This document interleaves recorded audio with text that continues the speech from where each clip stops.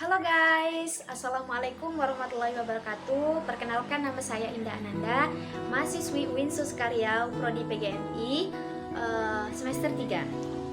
Baik, di sini saya akan menjelaskan hasil diskusi kami mata kuliah Seni Budaya dan Prakarya, yang mana ini telah kami bahas sebelumnya dari bab 1 sampai dengan bab 6. Saya akan menjelaskan tentang bab 1 terlebih dahulu, yaitu temanya tentang estetika seni.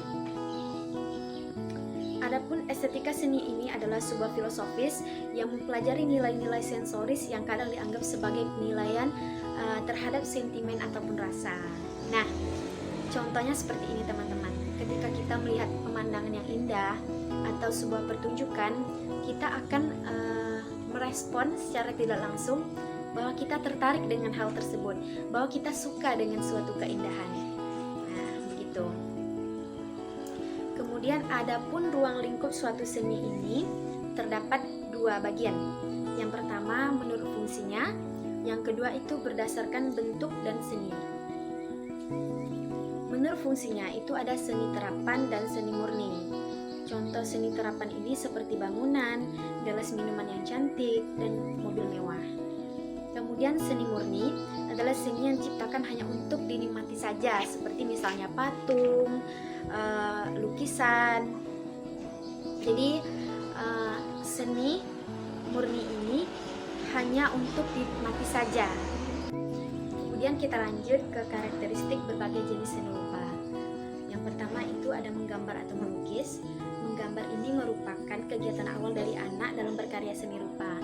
Nah, biasanya hal ini diberikan kepada anak SD ataupun TK karena menggambar ini merupakan suatu bentuk utama dalam pembentukan imajinasi anak.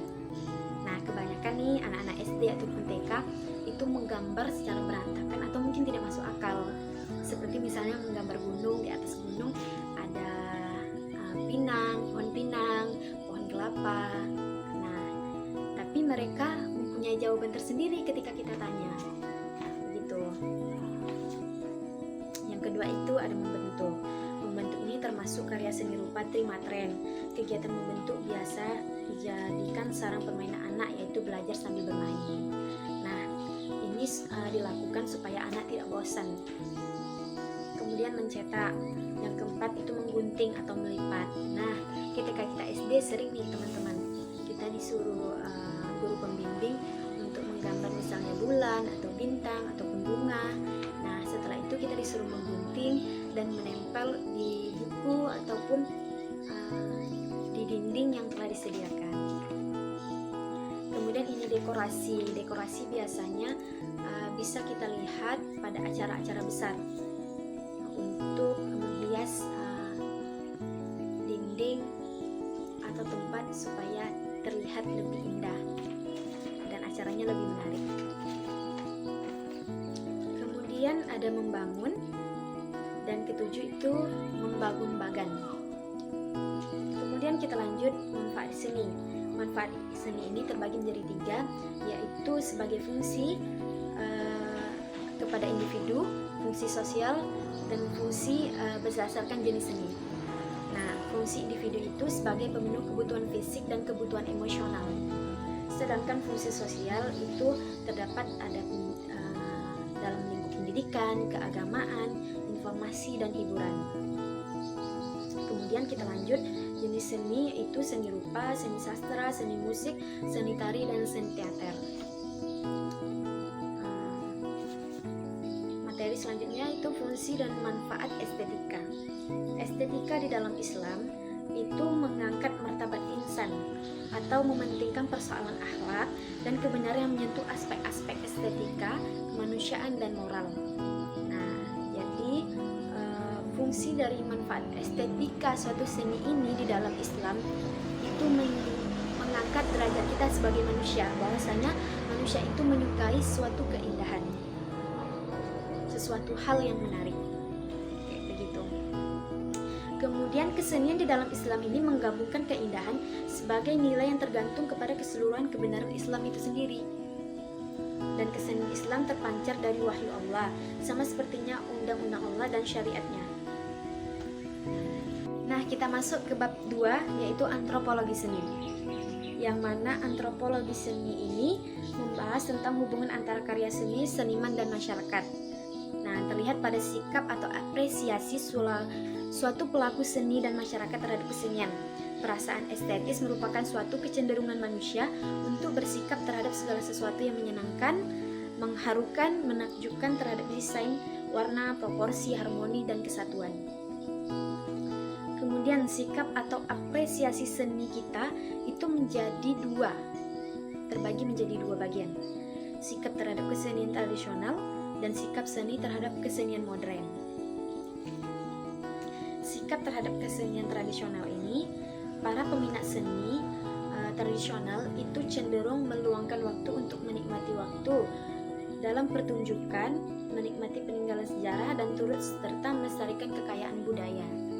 Nah, ini sikap terhadap kesenian tradisional. Sedangkan sikap kesenian terhadap kesenian modern itu masyarakat mengapresiasikan seni modern dalam berhasil memasuki perfilman atau sinematografi Indonesia. Namun seni modern ini memiliki dampak yang buruk apabila tidak difilter melalui seleksi. Misalnya di dalam film itu, sebelum film itu ditayangkan, itu ada namanya difilter dulu, mana film yang layak untuk ditontonkan ke masyarakat itu akan difilmkan, akan ditayangkan di channel-channel TV. Sedangkan sekiranya tidak dapat merusak moral, itu dilarang di dalam sistem perfilman. Masuk ke bab 3, yaitu seni drama. Sejarah drama ini, ada buku yang berjudul A History of the Theater menunjukkan pada kita bahwa pemujaan pada Dionysus yang kelak diubah ke dalam festival drama di Yunani berasal dari Mesir kuno. Sedangkan pengertian drama adalah perbuatan. Baiklah, kita masuk kepada bab 3, yaitu tentang seni drama. Seni drama adalah perbuatan tindakan yang berasal dari Yunani kuno yang disebut dengan draumai. Drama yang dapat dinominasikan sebagai cerita yang dipentaskan atau suatu cerita yang baru dapat dinikmati apabila sudah diperagakan. Kemudian unsur-unsur drama itu terdapat tema, alur, tokoh, latar ataupun setting, kemudian amanat. Kemudian prinsip-prinsip drama itu ada unsur kesatuan, unsur penghematan, dan unsur keharusan psikis. Nah, pada unsur kesatuan ini meliputi tentang kesatuan kejadian, tempat ataupun waktu. Sedangkan unsur penghemat, karena waktu terbatas maka usahakan agar dalam waktu yang sesingkat itu dituangkan masalah-masalah pokoknya sehingga penonton dapat merasakan amanah dari isi pokok cerita yang telah dipanggungkan. Kemudian struktur drama itu ada eksposisi, rise action, complication, latar ataupun setting, dan amanah. Kemudian jenis-jenis drama itu ada drama modern dan drama klasik. Nah, pada drama modern ini yang memiliki tujuan untuk memberikan pendidikan kepada masyarakat yang berkenaan tentang kehidupan manusia sehari-hari. Sedangkan drama klasik ini drama khayalan yang umumnya menceritakan tentang kesaktian kehidupan istana atau kerajaan dan kehidupan dewa-dewi pada zaman terdahulu. Kemudian ini yang paling penting dalam suatu pembuatan drama, yaitu menentukan tema, menentukan persoalan, membuat sinopsis, menentukan karangan cerita, menentukan protagonis, menentukan cara penyelesaian, dan menulis alur. Kemudian adapun contoh dari seni drama ini ada lenong, ketoprak, ludruk, wayang, dan arja. Baik, kita lanjut ke kelompok 4, yaitu tentang seni tari.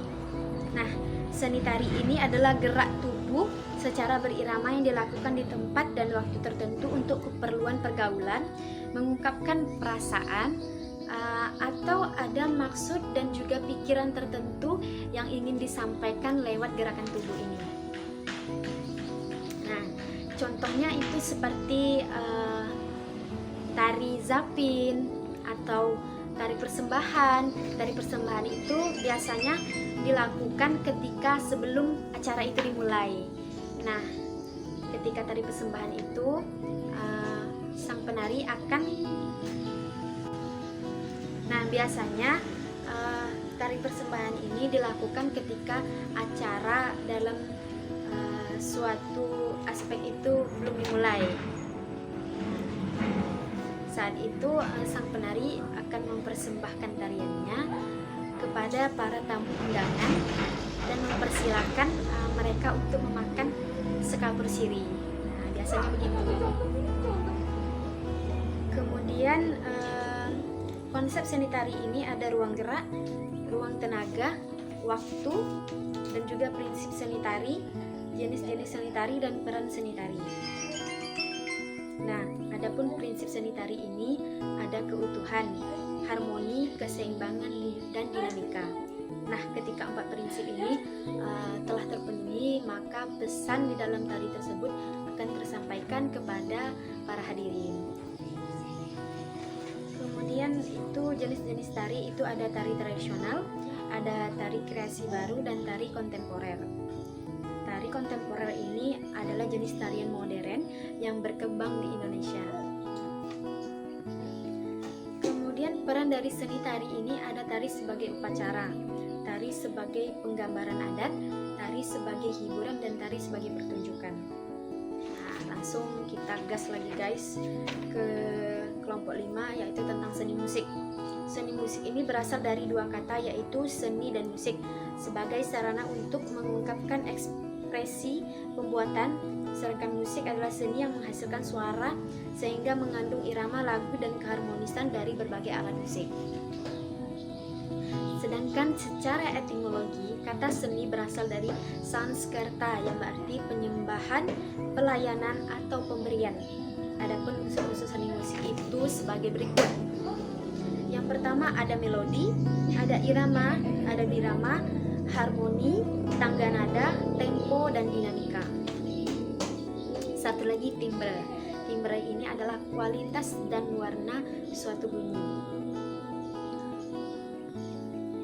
Sedangkan sejarah seni musik, pada zaman prasejarah, musik adalah sudah dikenal sejak kehadiran manusia Homo sapien, yaitu sekitar 180.000 hingga 100.000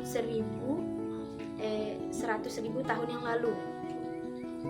Alat musik tertua adalah flute yang dibuat dari tulang yang telah dilubangi, dan biasanya dari tulang tersebut itu adalah tulang beruang. Prasasti yang berisi lagu harian yang bertanggal 1400 sebelum Masehi yang merupakan notasi musik tertua yang pernah dicatat. Kemudian ada musik abad pertengahan. Pada abad pertengahan, seni musik ini kebanyakan digunakan untuk kepentingan kegiatan agama Kristen. Nah, pasti semua kita tahu bahwa orang yang menganut agama Kristen itu sangat berhubungan dengan musik. Kemudian ada musik zaman barok dan rokoko. Pada zaman barok yang penggunaan musik ini dilakukan secara spontan, sedangkan pada musik rokoko penggunaannya dicatat dan diatur.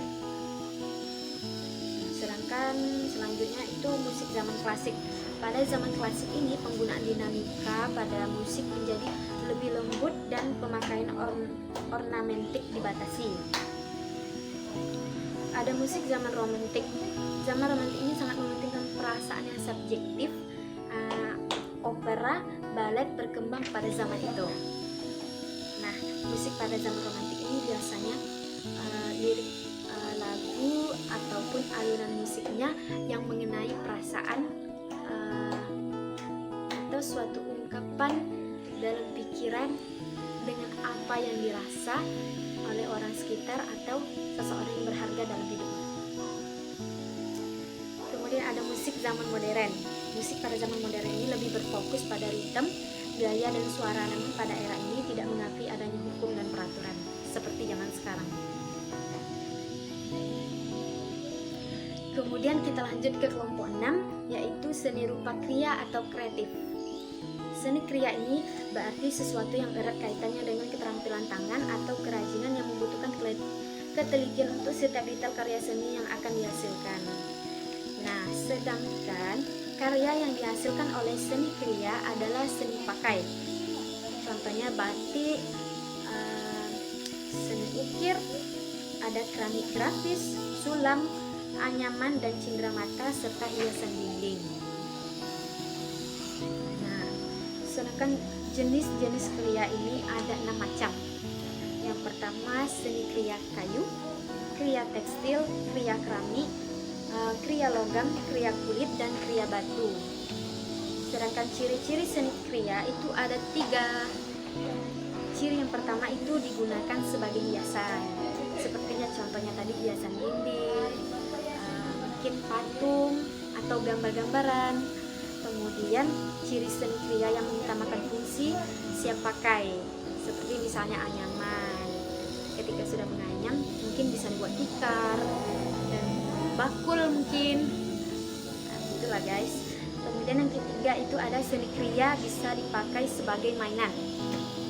Contohnya seperti pembuatan mobil-mobilan untuk anak-anak kecil.